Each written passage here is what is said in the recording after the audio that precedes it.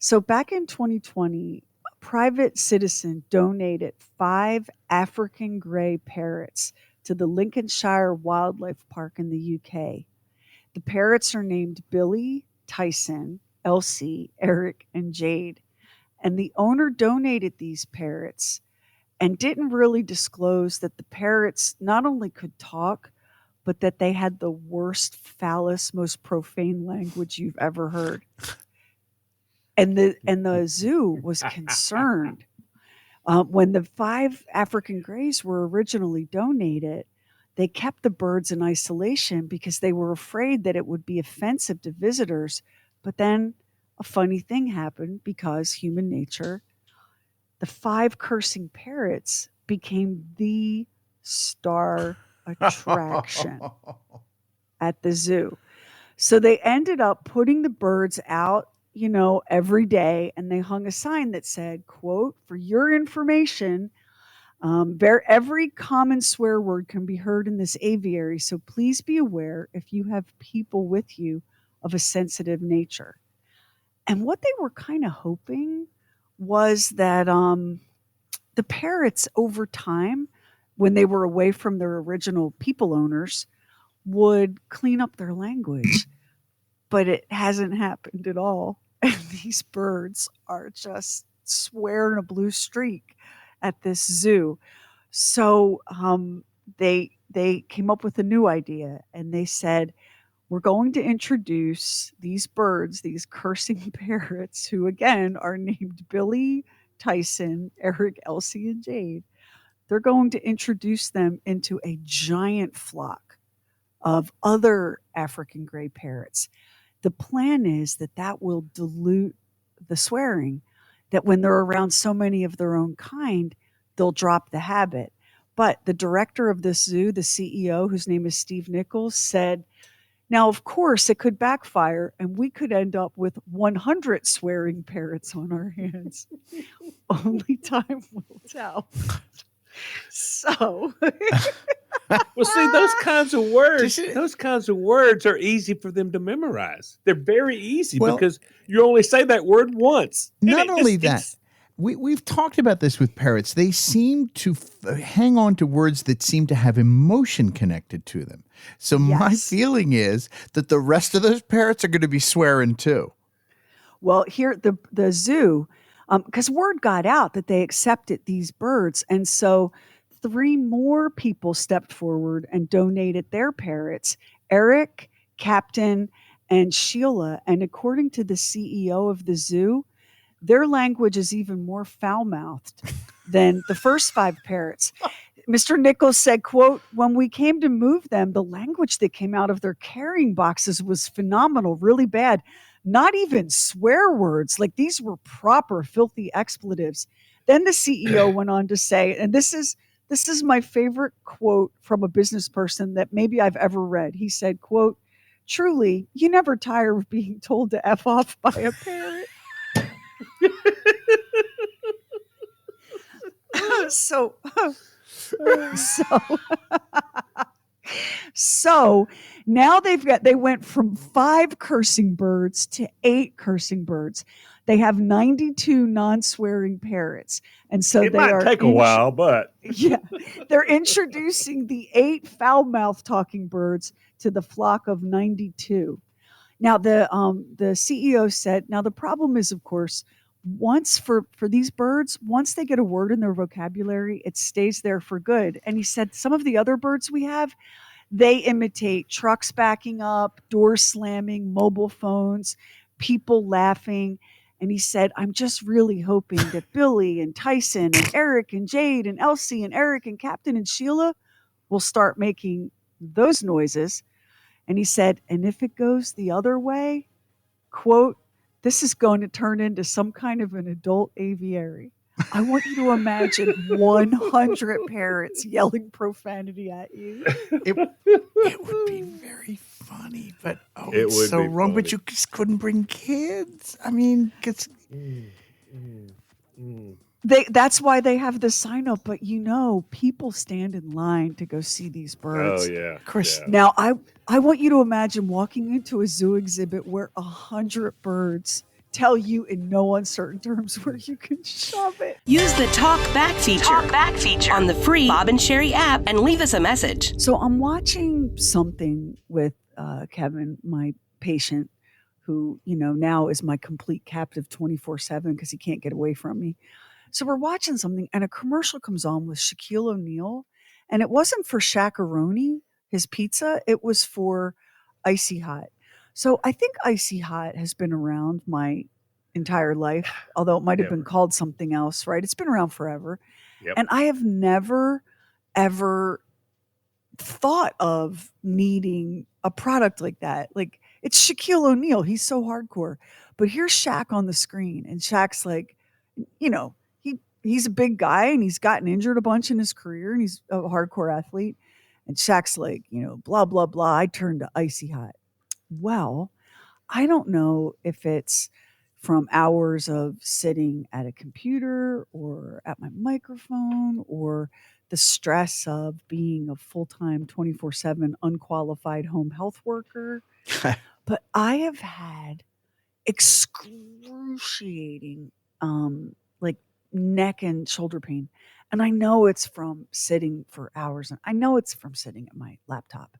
But I'm also doing a bunch of things that I've never really done before, like lifting things and carrying things and all that. And yes, I have a chiropractor, Dr. Tim, who I love, but I can't carve the time out of the day to go. Like Kev can't drive. There's like so many things he can't do yet for himself. I just feel like I can't go. So I've been chomping on, I've tried everything. Aleve, Tylenol, ibuprofen. Nothing works. I've tried ice. I've tried heat. And I'm looking at this commercial for Shaq. And I was like, yeah, there you go. So I stood up and said, I'll be back in about 20 minutes. I drove to the Walgreens and I bought a box of those Icy Hot patches that Shaq was talking about. And I came home and I said to the sheriff, slap one of these. Let me show you where. Can I tell you? I'm gonna go try the Shaq-a-Roni next. The man speaks the truth. Sheri, are you going to be getting car insurance from the General as well? I'm getting the General. I'm all in. I am all in. Whatever Shaq says, go ahead and take it to the bank. Shaq does not lie. So and Kev was like, well, I think maybe those Icy Hot patches work because you feel all that tingly menthol and it distracts you from your other pain. Yeah, okay, I consider that effective. How about you? If you're distracting me, then I'm saying that it works.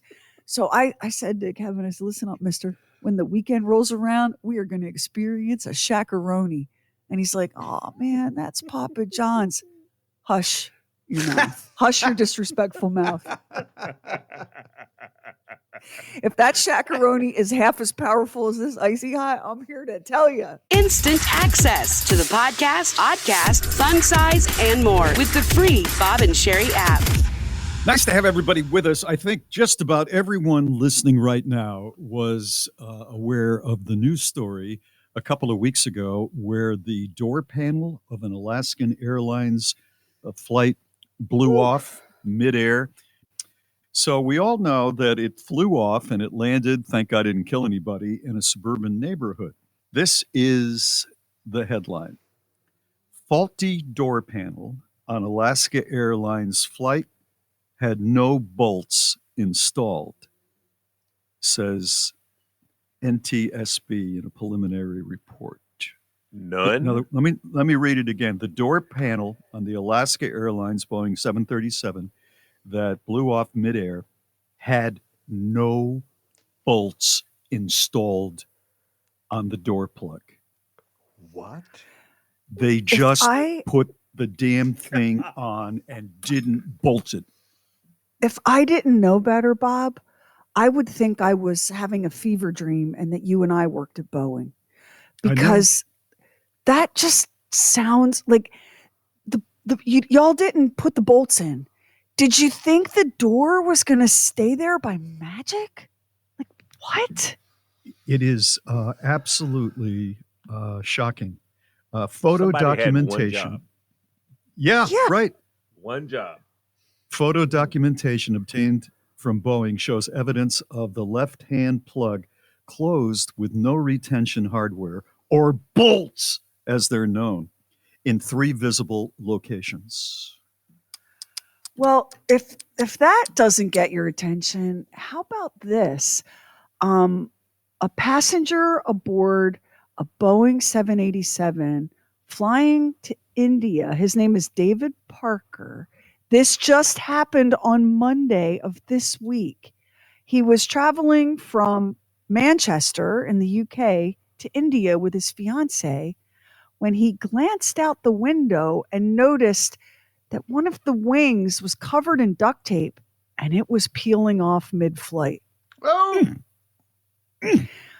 He pointed it out to his fiance, who said, "Oh, I wish you hadn't shown me that." That's a woman. That's a woman whose chill mental health I would like to know more about. Right?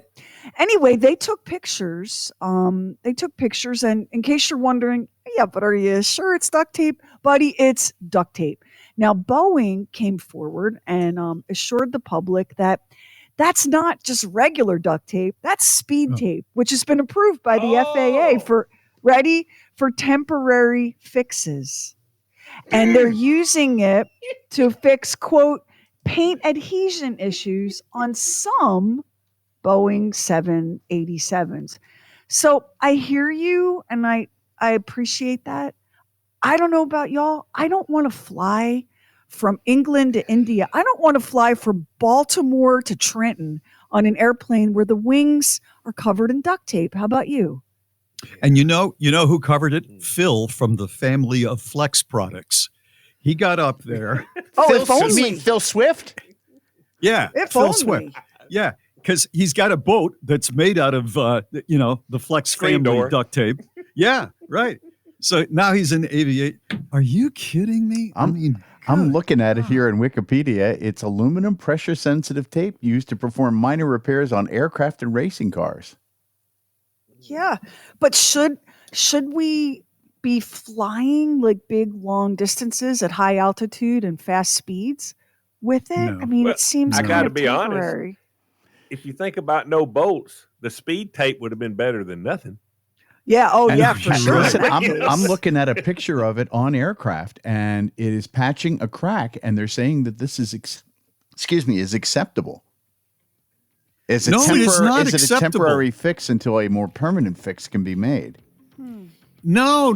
Listen, if it's the Memphis Belle and you're coming in hot, okay, I understand. If it's a military situation and you've got to patch it some way, but you should not have a patch like that. We have to have somebody who's listening right now that has used speed tape who works in the aircraft industry.